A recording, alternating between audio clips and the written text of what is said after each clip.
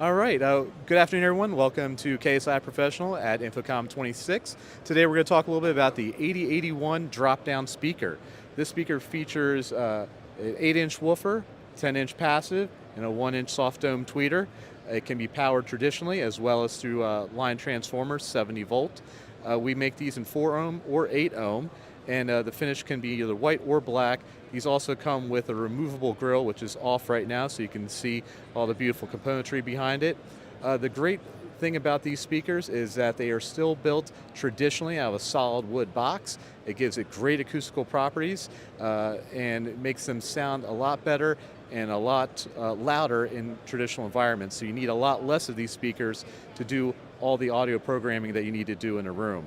The fact that these sit inside a 2x2 standard ceiling tile is what makes these easy for installation. They also come up with backup brackets to then tie off to your support mounts for that additional security. You can learn a lot more about these speakers and all the other options at ksiprofessional.com.